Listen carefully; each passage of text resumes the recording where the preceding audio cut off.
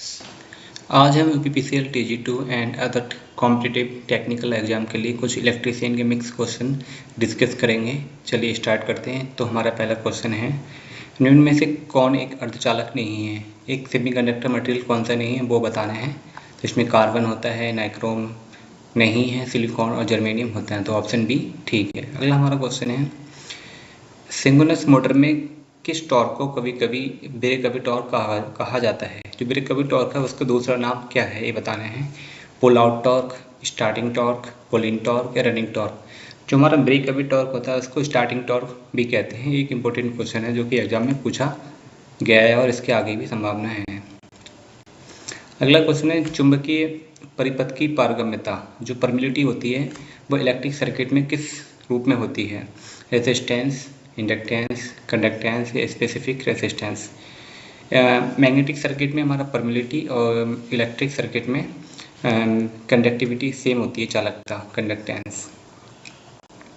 अगला हमारा प्रश्न है नंबर 4, निम्न में से किस मशीन में आर्मेचर वाइंडिंग स्टेटर पर और फील्ड वाइंडिंग रोटर पर होती है? जैसे मोटर में होता है, जो फिर मोटर के जस्ट अपोजिट होता है, जो आर्मेचर वाइंडिंग रोटर पर ना होकर स्टेटर पर होती है, ये होता है हमारा अल्टरनेटर में। स्टेपर मोटर में नहीं होता, इंडक्शन मोटर में नहीं होता, अल्टरनेटर में जस्ट अपोजिट होता है। जो आर्मेचर वाइंडिंग हमारी कैसी होती है, स्टेशनरी, और जो फील्ड वाइंडिंग रोटेशन वाली होती है। अगला हमारा क्वेश्चन है प्रश्न नंबर 5, निम्नलिखित में से किस पदार्थ को भू इलेक्ट्रोड के रूप में यूज नहीं करते हैं? गैल्वेनाइज्ड स्टील यूज की जाती है, कास्ट आयरन यूज करते हैं, कॉपर यूज करते हैं। हम भू इलेक्ट्रोड के रूप में एल्युमिनियम का यूज नहीं कर सकते।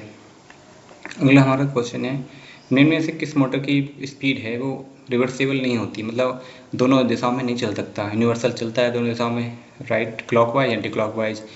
सीरीड पोल मोटर हमारा केवल एक डायरेक्शन के लिए डिजाइन किया जाता है। अगर हमें अपोजिट डायरेक्शन के लिए चाहिए तो दूसरी मोटर को डिजाइन करना पड़ेगा। सिंगल फेज भी हमारा चलता है दोनों डायरेक्शन में, सिंगल फेज स्प्लिट फेज भी चलता है। तो इसलिए ऑप्शन बी ठीक है, सीरीड पोल मोटर केवल एक डायरेक्शन के लिए एक मोटर बनाई जाती है। यदि शंट मोटर पर भार बढ़ जाए तो गति में कमी का प्राथमिक कारण क्या होगा?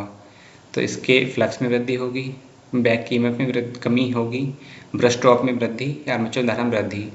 जो हमारा शंट मोटर की स्पीड होती है वो कांस्टेंट होती है। अगर इसमें इस प्राथमिक मतलब कमी हो रही है गति में, तो इसमें बैक ईएमएफ में कमी होगी, तभी इसके गति में कमी होगी। N is proportional to EV minus IA/RA। तो EV कम होगा तभी इसमें कमी हो सकती है। अगला हमारा क्वेश्चन है, इलेक्ट्रिक रोधक मतलब ब्रेकिंग के रूप में पूछा गया। इलेक्ट्रिक ब्रेकिंग के रूप में 3 फेज इंडक्शन के संचालन के लिए निम्नलिखित में कौन सी कंडीशन सही है? S is greater than 1, S is less than 0, या ठीक है, और S क्या हो, 0 से बड़ा हो पर 1 से छोटा हो, S बराबर 0 हो। जी इसके लिए पहला ब्रेकिंग में हमारा S क्या होता है, 1 से बहुत बड़ा होता है, ये ब्रेकिंग होता है। जब हमारा S 0 से छोटा है तो हमारा ये जनरेटिंग मोड हो जाता है।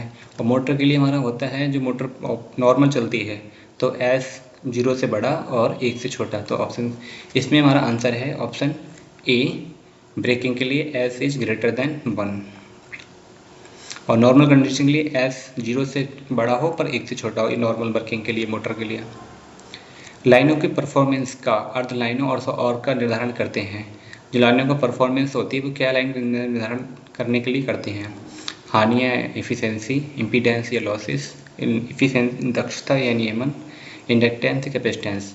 जो लाइनों की परफॉर्मेंस होता है उससे में पता चलता है उसकी एफिशिएंसी क्या है और वो रेगुलेशन क्या है। तो ऑप्शन सी, दक्षता और नियमन ज्ञात करने के लिए किया जाता है। अगला हमारा क्वेश्चन है, निम्न में से कौन सा विकल्प ऊर्जा के एक गैर पारंपरिक स्रोत नहीं है?